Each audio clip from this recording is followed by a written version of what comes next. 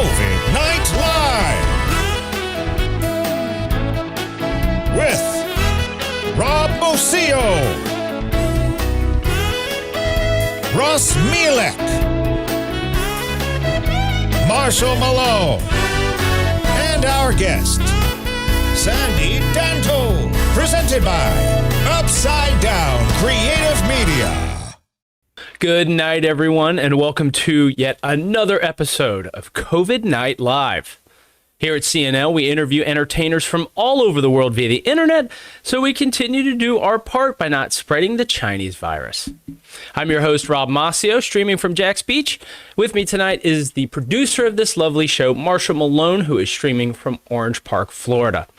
Our very special guest tonight comes from the West Coast and is here to tell us about his new comedy album, Daddy Boy, LA stand-up comedian Sandy Danto. He'll be with us later in the show, so stay tuned for that. Very funny man. To kick it off, a little bit of an update here on our biggest fan, Uncle Touche. Spoiler alert, he's still in jail. But we did receive a letter from our second fan. We have two fans now, y'all. So let's read some fan mail. Ladies and gentlemen, it's time to read some fan mail. Dear Rob and the COVID Night Live crew, I already like how this is starting. I recently discovered your show, and I have to say, I'm intrigued. All right. I'm typically not a big fan of live entertainment, or really any form of fun for that matter. I hate watching TV, I hate laughing, and I especially hate social gatherings. I mean, the only thing I bring to a party is excuses to leave early. I know a few people like that. A lot of my friends try to get me into exercising, like running a marathon or one of those Tough Mudder events. They say, Alex, it'll be good for your mental health and well-being. Well, I say, the only Tough Mudder I'll ever brag about is the 45 minutes I spent on the toilet last night after eating the new Grande Stacker box from Taco Bell. TMI. You know, I'm just tired, Rob. The government needs to forget about curing COVID and give me a cure for being tired and having daily diarrhea since 2013. Again, TMI. And now with all this fake news and censorship stuff, I've just been anxious. Again, my friends say I should get out and exercise. Screw exercise. I'd rather go into a coma than a gym. Who needs exercise when you're in a constant state of fear? Panic attacks are my cardio. And to be honest, it's getting so bad that I'm considering quitting my job to pursue my anxiety full time. Anyway, your show is great. It helps take the stress away at the end of the week so I can focus on dealing with my anger issues. Oh, man. Before I go off on more of a tangent, please tell your producer, Marshall, happy belated birthday. He's not nearly as fat or bald as I imagined a 38-year-old man would be. Really? I'm happy to see him bald because it means I'll never have to see him in a man bun. Have a great show, guys. Your biggest fan, Alex Jones? Is that the Alex Jones? Okay, cool. Well, that was nice. Happy belated birthday to you, Marshall, from the Alex Jones. All right, let's keep this show moving with a current affair. In a recent episode of the Joe Rogan Experience podcast, Joe Rogan interviewed Kanye Omari West, who talked about a variety of topics, including his Christian life, racism in America today, abortion, himself, and of course, his continued run for the President of the United States of America. Having said the idea to run, and I quote here, Yeezy was saying, "This was something that God put in my heart back in 2015. A few days before the MTV Awards, it hit me in the shower." Can we fact check that? Fact? F-A-C-T? It's a live show. Folks, give me just a second. I'm being told here in my ear that I am to fact check this. And yes, it does appear that's a fact. So moving on. Whatever happens, Yeezy plans on running in 2024, saying, I'm definitely 100% winning in 2024. Yes, yes, I'll fact check that as well.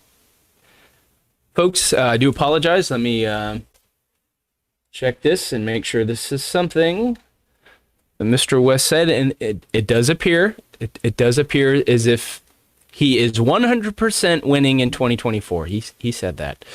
The next day, Rogan interviewed infamous conspiracy theorist and our newest fan, I might add, Mr. Alex Jones, and is now under fire from his new bosses at Spotify. Rogan recently signed a $100 million licensing deal with Spotify back on September 1st.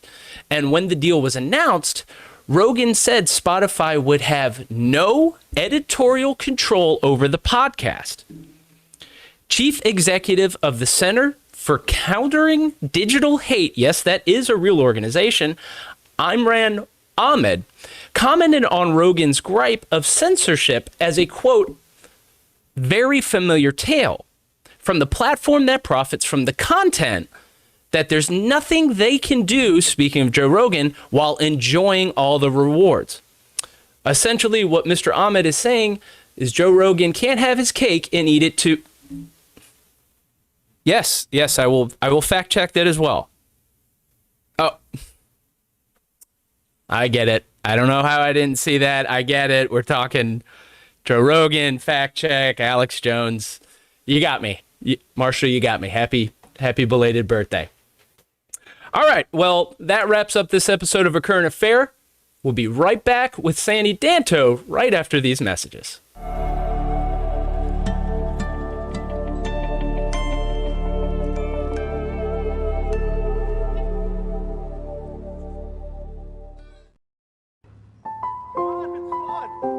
Social anxiety, allergies, and insomnia can ruin your day. But worse, medical studies show that 99% of the population now suffers from some kind of ailment at all times. Various symptoms fit into a range of vague diagnoses. The problem isn't always obvious, but now the solution is. Ask your doctor about water. Today's tap water contains thousands of microscopic particles that attack disease where it starts, in the body, and leaves the drinker virtually invincible to any illness. Water provides 24-hour symptom relief for everything from upper respiratory infections to sexually transmitted disease, even mental illness. With residual pharmaceuticals entering our water table daily, you could be confident the cure is only a faucet away. Results may vary by region. Water is not for everyone. Water may not be consumed if you're currently on water. If you're pregnant and nursing, a woman who might become pregnant, or if reaching puberty before age 7, water may not be right for you. Please discontinue use of water while drowning, or if drought occurs. But what are the long-term risks? Well, although inconclusive, most case studies have shown that long-term side effects may include redness and itch, Alzheimer's, angina, acid reflux, mange, asthma, avian influenza, acne, amputation, alopecia, abortion, artery disintegration, alcoholism, John Landis kidney, anxiety, acute animaltitis, amnesia, anemia, amnesia, Jewish horns, amnesia, anal teeth, amniotic fluid secretion, blood clot, Gary Coleman syndrome, beaver fever, bed sores, big boogers, blindness, bloody semen, breast cysts, bad breath, Elliott-Spitzer syndrome, plantar fasciitis, bicycle eyes, buttocks lymphoma, non-Hodgkin's, burning mouth syndrome, bronchitis, cough, Britney Spears mania, bowel ruptures, Irish alcohol syndrome, hyperactive goose knuckles, bovine cramping, back spasms, borderline personality disorder, beef jerky, blowhole development, discoloration, brain inflammation, cancer of the iris, cancer of the scalp, skin cancer, cancer of the hair, cancer of the nostril, inner cheek cancer, clinical stupidity, cancer of the ear, cancer of the chin, French cancer, clavicle cancer, cancer of the double chin, navel cancer, pubic cancer, cancer of the sternum, cancer of the nipple, nipple cancer, indented nipples covered in cancer, cancer of the perineum, genital malaria, penile shaft cancer, cancer of the left scrotal hemisphere, cancer of the penis vein, cancer of that line that shoots down from the top to the bottom of the scrotum, cancer of the hips, cannibalism, cancer of the eyelash, cancer of the bicep, cancer of the cancer, projectile sweating, calf muscle cancer, spleen cancer of the neck, cancer of the toenails, back cancer, cold sores, clefted penis, coma, Canadian meat disease, congenital constipation, dermatitis, the camel toe, diplopia, Dubin-Johnson syndrome, mammary blades, Diabolin disease, diarrhea of the mouth, dysentery, dystopia, dinosaur joint disorder, knee buckles and brain flatulence, shoulder tits, duck mouth, diminished genitals, dick and ball disease, deafness by ear mites, Legionnaire's disease, Shriner's disease, veteran of foreign wars flashbacks, Down syndrome, Up syndrome, rickets, rabies, rhambosis, hair poisoning, fetal alcohol binge drinking syndrome, buffalo chicken arms, eyebrow cramps, armpit lice, nose hair crabs, raptor claws, rectal cough, clitoral eruption, labia lesions, vaginal hemorrhoids, lemon-lime disease, jungle fever, inner orifice and uterine itching, fingernail hives, hair boils, harotzits, cramps, leg rot, urethral gangrene, gefilte fish feet, tit-cat knee, fungal hemorrhoids, juvenile spleen detachment, appendal warts, Xerox kidney, third lung disease, liver and onions, colon leeches, tapeworm of the sinuses, retinal ringworm, spitting, foaming at the anus, tractor skull, Siamese penis, orifice metastasis, pelican neck, funny foot, bunions, hepatitis A, hepatitis B, hepatitis B12, hepatitis Z, hepatitis pi, afterbirth hunger, pigeon chest, coyote lip, angular forehead disorder, damage, queer foot, penguin veins, webbed genitals, cooties, colon cancer of the mouth, and genitals with a herpes chipotle dipping salsa, xylophone teeth, water polio, leprosy, tigersy, and varicose oh my, anal snoring, beehives, loganberry tongue, sore throat, pizza brain, dyslexic schizophrenia, tripolar bear disorder, stiff man syndrome, blood defecation, postnasal drip, and AIDS. We all want to see our kids grow up.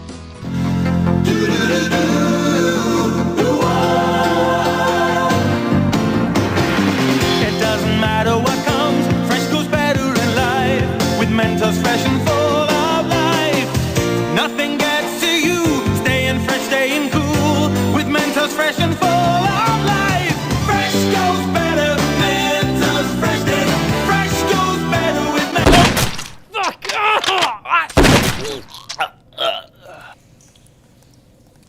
Mentos fresh and full of life. Mentos, the fresh maker. Have you tried cash for gold? And now you're short a couple pennies? I'm short a couple pennies. Are you making out your bills and you're short some change? I'm short on change.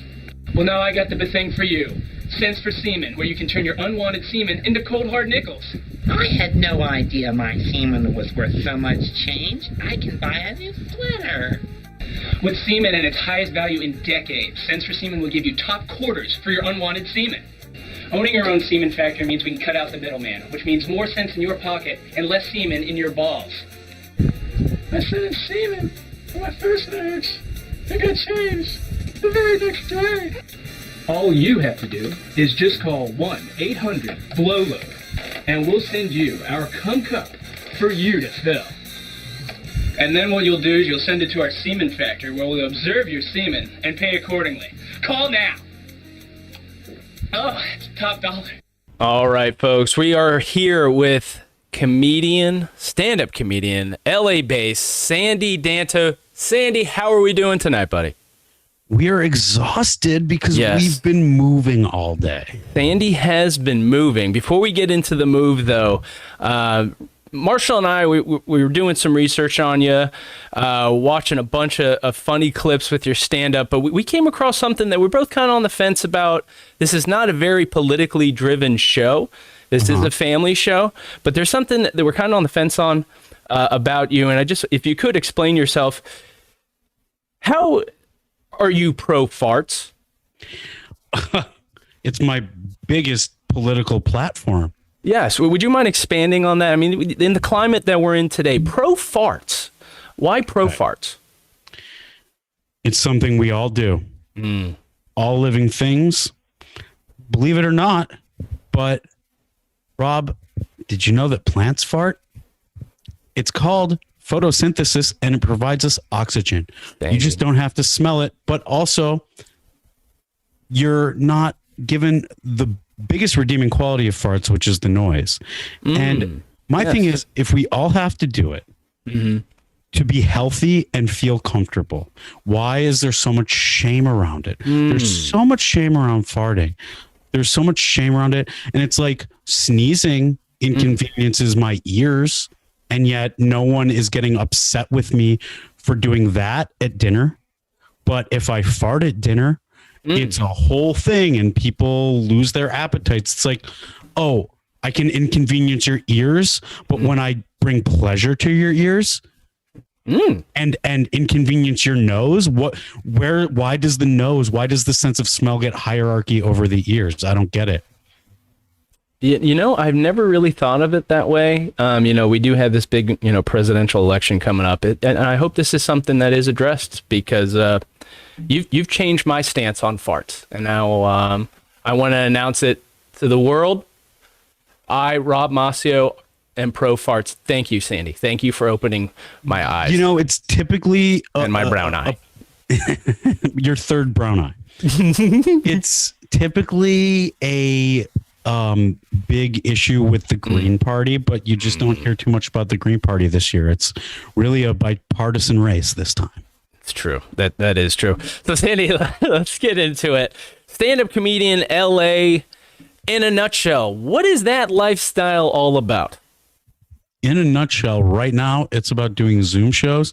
There's a lot of shows right now that I have not been taking a part of because I think they're wacky and just like a Cronenberg version of stand-up comedy, like mutated, not the same in any way version. It's like you're on a stage that's elevated 10 feet in the air through plexiglass, and people are in their cars and they honk if they think you're funny. It's like, this is a sad version of what we do. Sure. Or like it's you're inside telling jokes out a window, and people have like auction paddles that say either funny or not funny that they raise. It's like, I'm not doing conjugal visit comedy. Right. I'd rather right. If I want to feel something, I'd rather just do it in the convenience of my own home over Zoom or whatever app is like what we're doing now. Right. Either this, which isn't the same, but at least it's not like as far of a stretch of mental gymnastics that you have to do. And even if it is, you're still at home. You didn't have to go anywhere. You didn't have to get dressed. Sure. But to do all the mental gymnastics to try to tell yourself that you're doing stand-up comedy when it's like people like sitting on the beach, not really like fully paying attention to you. You're not using a microphone. You're just kind of like basically a drifter asking for money because you're literally asking for tips. It's like, right. Come on. Like, I just want to do what I do. I don't want to do like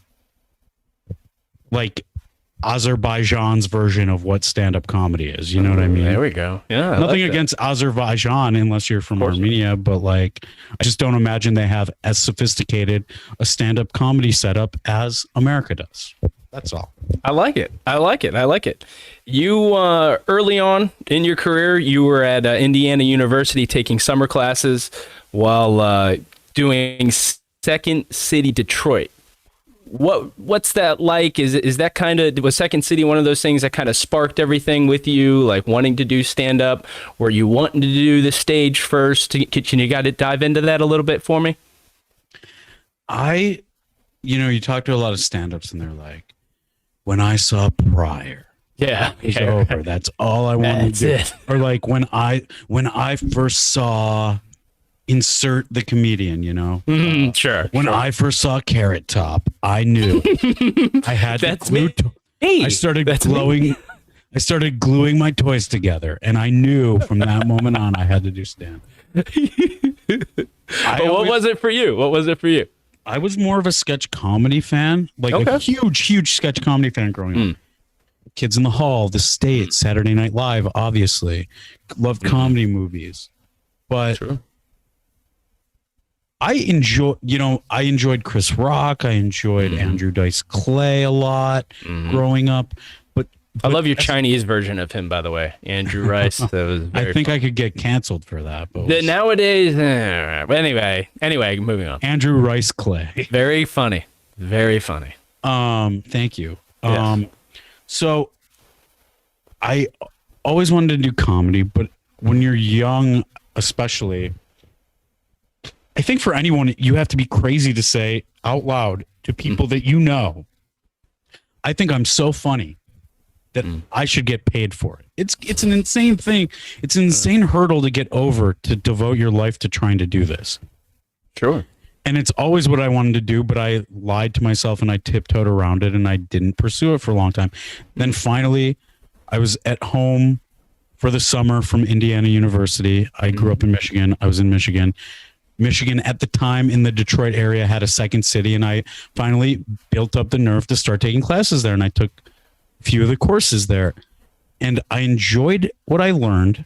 But what I learned, and I did sketch at college, but in neither case was I working with people that I had the same comedic sensibilities as. Sure, and as much as I love sketch and improv, still to this day, being young and getting discouraged and not having the wherewithal to like see it through, I was like, I want to do comedy. I don't want to have to do it with other people. So I'm just going to dive headfirst into stand-up. Cool. So it was the stage first and then stand-up comedy? Or sketch comedy, I should say, and then stand-up comedy? Yeah. Very cool. Well, then I believe this was this while you were at Indiana University, National Lampoon, Fat Guy Nation? I got the job at National Lampoon while I was a senior in college. I met the rabbi from Hillel at a bar who put me in touch with her brother, who was the CEO of National Lampoon at the time. No way. Who gave me an internship and then hired me because I look like Belushi. Yeah, yes, you do. And one day I was just in the office.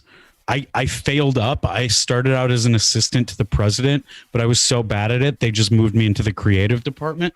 That sounds like a win. Yeah, big time. And I was just like riffing about food, and it was killing everybody. And we just started making videos, and it turned into Fat Guy Nation. That's awesome. So it was you and Phil Haney. You guys essentially came together and put together this show. I mean, how did you even pitch this to National Lampoon? It was me, Phil, and the editor-in-chief, the creative director of National Lampoon, Scott Rubin. And that's how it came. I mean, it wasn't even a pitch thing. It was like we were all just riffing about food. And it was the early days of YouTube. It was the early days of the internet video. And you could just kind of like, we had the resources. Right. We were just like, hey, this is funny. Let's make a video. And it evolved from there. That's awesome. We did pitch it to a few networks, and I think people were afraid of the name. It's like a little too in your face, Fat Guy Nation. But if we had just kind of like, rebranded it as something else, maybe, I don't know. Sure. I mean, I still think it. I mean, I guess. Do you remember what stations you pitched it to by any chance? Just off the top of your head? I think like the Food Network and National Geographic. Yeah. Well, I love the slogan to it. Live the fat. Animal Planet. The Animal Planet would have been awesome. It would have been awesome. That would have been awesome. The slogan to it though kills me. No pun intended. Live fat, die young, and leave a large-looking carcass. Awesome. That's corpse, Phil. Not carcass. Phil wrote that tagline. Really? It's fantastic. It's fantastic. It's really good. So that was back in 2007, 2008, Mad TV. How does that happen? So did you meet another rabbi in a bar? No, but it's all everything is just that kind of an opportunity. I mean, sure. I moved to LA in 2006. Started working at National Lampoon in 2006. Then the tail end of 2006, a friend of mine introduced me to Pauly Shore, and I started interning for him while I was working at National Lampoon. Wow. And he got me a job at the Comedy Store. And at the Comedy Store, yeah. Okay. I met Bobby Lee, who's like, you'd be good for this sketch for Mad TV. No way. He brought me in and he got me on the show. And yeah. Wow. So I was going to get into Pauly Shore a little later, but since you had brought it up, how did that even come about? How did you get to meet Pauly Shore? And essentially, I know you had went on tour with him and everything. Did he just more or less just take you under his wing and kind of show you the ropes of stand-up comedy? How did that come about? More or less. I mean, yeah. A friend of mine from growing up was interning for him. And Pauly has an MO of finding kids that grew up with money. And this kid definitely was the richest kid I knew growing up. Gotcha. So he finds kids that just moved to LA that he doesn't have to pay to intern for him. Really? And this guy didn't want to do it anymore. Got what he needed from it. Pauly helped him get a job. He's now Billie Eilish's manager. Okay. What? Pauly helped him get a job at some record company. Wow. Under the condition that he found someone to replace him as his intern, and he got me to do it. That is amazing. Right place, right time. Yeah. And the first time I met him, he's like, "You look more like the woodchuck, bro." And I started going to his house after work to work for him. No way. And like within a year, he was taking me on the road with him, and I was like, I don't get why. That's amazing. I like wow. It all kind of, and I've been going on the road with him since 2007. Dang! Wow. You guys have pretty much become close buddies now at this point. I mean, we're good. We're family. We did Thanksgiving together last year. Yeah, we're good friends. That's wow. Okay? So being an intern for Pauly Shore, what's a day in the life like that about? You drive to his house in the hills in 2006. What are you wearing? I'm kidding. I'm wearing an ill-fitting button-down shirt that I take off and put a T-shirt on. Okay. So what was it like interning? What does he make? You show up to his house exhausted. Mm-hmm. And he's like, dude, I got a lot of work for you to do, but first you got to pick up this girl from the airport. I mean, a lot of it was just like packing his merch bags or doing inventory of his merch or dictating his notes or picking up playmates from the airport, stuff you do. Internships. That's right. Yeah. So how many years now were you doing stand-up before you met Pauly Shore in 2006? 0. I was going to say, it sounded like you essentially fell into the perfect opportunity. I had been doing open mics. Okay. And then I started interning for him, and I was no longer able to like be on my grind. I was working at National Lampoon doing sketches and directing closed circuit TV shows starring Kato Kalin and Jade Catapretta. Yes. That was my full-time job. And then I would go to my internship after that. And then some days I would go to the gym after because I was in LA and I was like, oh, I'm morbidly obese here. Whereas in the Midwest, I'm like somewhat fit. Okay. So I was like, I had no time to like do more than one open mic a week. I didn't have the bandwidth. And when I say that, it's like, it's not like I wasn't grinding my ass off. I was, but it's like something. So I asked Pauly to get me a job at the Comedy Store because everyone who works at the Comedy Store gets spots. Yeah. And he did. And awesome. Then I started doing a lot more stand-up. That's awesome. That's awesome. One more thing before we get into the Daddy Boy album. I want to hear all about it. I came across your speaking of John Belushi SNL screen test recreation. Where did that come from? Is that just something you saw? I mean, you are, almost like a dead ringer for John Belushi. You are upright, so that's always, positive. What made you want to do that? They're like 10 years ago or so. They were, maybe it was 8. I can't remember, but there was a book, like an oral history of John Belushi, that was being adapted to film. Yeah. And, you know, the way Hollywood goes is it's a business. People love to bitch about how there aren't any original movies, or like nothing's artistic anymore. But it's like, you don't hear people being like, oh, all car designs are the fucking same. It's right. Like, it's a business. It's got to make money. That's why there are reboots. That's why there's remakes. Okay. That's why you don't see generally unknown people starring in movies. Right. But sometimes it happens.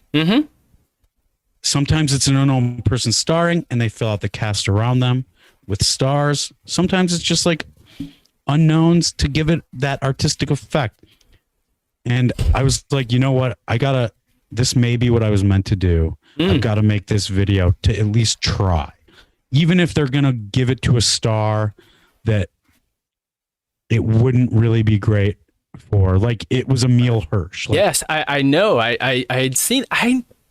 It makes no sense to me. Hollywood, though. Like you said, it's Hollywood. It's got to sell. But, yeah, I mean. Well, real quick, you did a phenomenal job, because I had seen his the SNL screen test that he did, and the eyebrows and everything that you were doing. I mean, dude, it was dead on. You deserved it. Fuck you, Emily Hirsch. Sorry. Well, he got arrested for choking some broad, and they never ended up making the movie. That's not good. The crazy thing is, people tell me I look like a young Belushi, but I'm 3 years older than he was when he died. You look. That's what cocaine will do to you. That's true. Cocaine's a hell of a drug. Yeah. So with that, Daddy Boy, your new comedy album comes out. What got you in Daddy Boy? Today. It came out today. You can stream it where? Where can you tell the audience here? Where can we stream it? Where you Pandora, Apple Music, Spotify, Google Play, iHeartRadio, any of these and more. Okay. Just listen. If you like it, great. Thank you so much. I'm not for everybody. I understand that. But if you don't like it and you just like this interview, play it on mute. Play it. That's how I get my money. So just you're a handsome man. Mute your phone. Thank you. Mute your phone and just play it on repeat. Sure. Yeah. Daddy Boy. Daddy Boy. Where'd that name come from? Because I'll tell you right now, guys, don't Google Daddy Boy and look at the images. I made that mistake already now. Honestly, I was backstage with the audio engineer, great dude named Anthony Leo, for the record label 800 Pound Gorilla that put out my album. And we were like tossing around names, and I think he came up, he's like, I don't remember if I said it or he said it, but we both laughed at the name. Yeah. I was like, that's the name. That's it. That's all it took. That's all it took. Because, this is my first album, and I'm way overdue because I've been doing stand-up for 14 years. But so there's a lot of material in there that I brought back that didn't necessarily apply to my life now because I am a dad. But I think the title is really appropriate because I'm a dad, but I'm very much still juvenile. So, and Daddy Boy just sounds really funny. I think it's great. There's a lot of stuff about becoming a dad. It's like the album is about me and my life transitioning from who I was when I started stand up to who I am now. And not to say there's a ton of difference, but there's growth, and you hear about it throughout the album. Sure. Yeah. And speaking of dads, you have a podcast, MFers, a parenting podcast, as you put it. Did that have any correlation with the podcast at all? Were you doing, because you started the podcast, I want to say it was like 2018. Did any of the material derive from the podcast?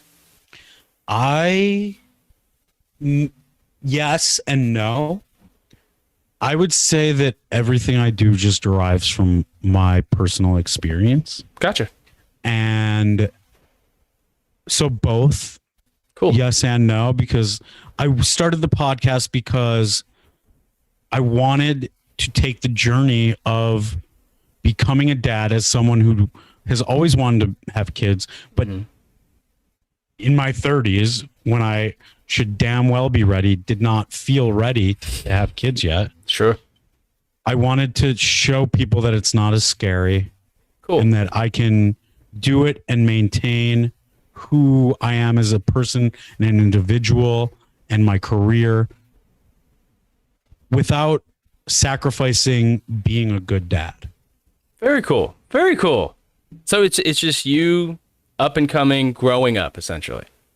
Yeah, showing people that you can grow up without growing up. There you go. I love it. You can grow up without becoming stiff or changing who you are. Sure. Or, you know, giving up the dream. I mean, you're still shooting stand-up comedy, first album. You're doing good. Sandy.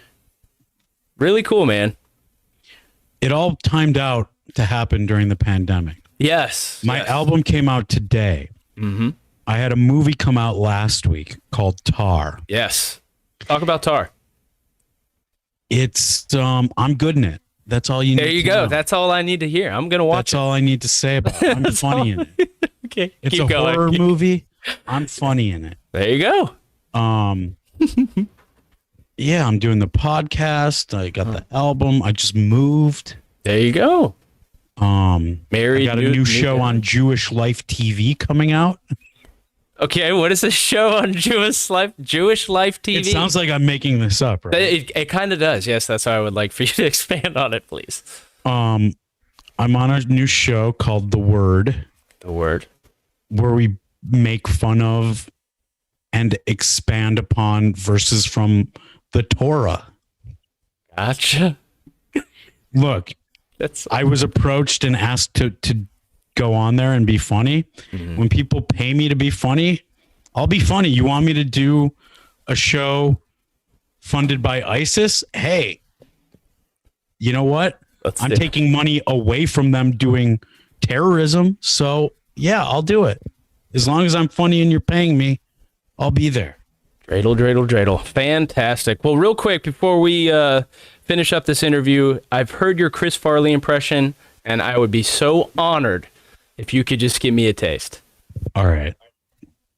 I got to do it quietly because your wife and daughter are sleeping. Okay, you're good.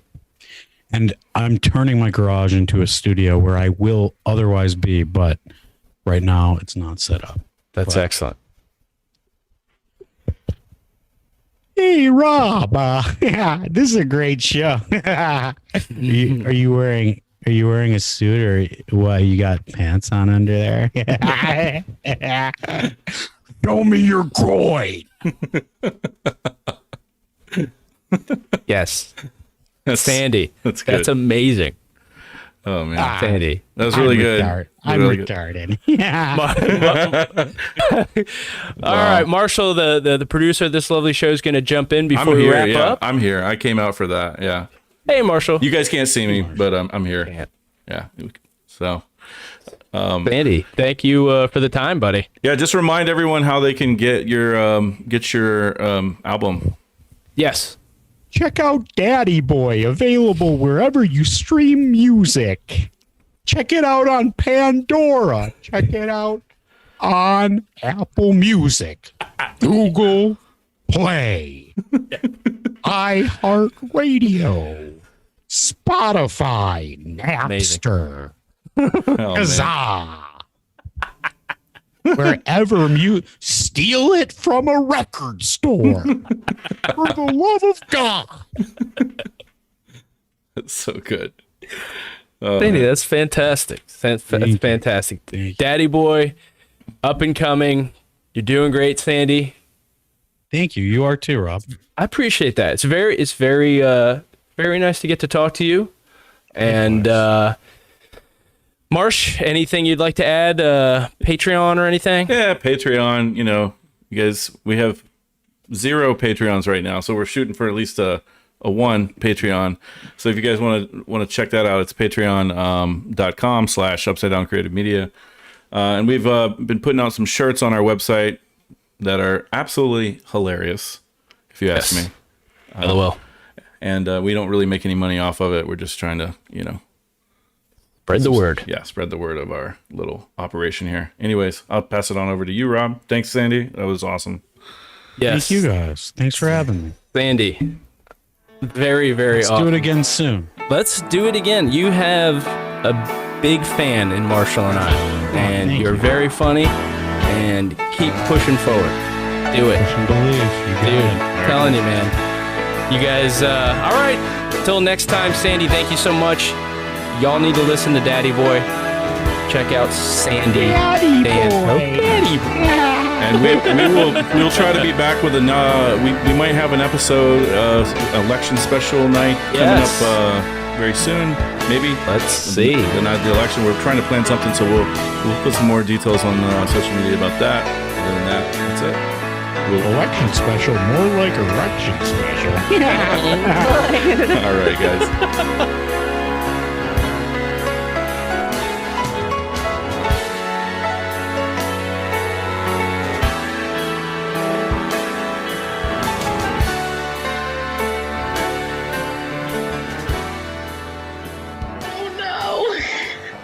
That was hard. I don't know. That's hard. Have a good night, everybody.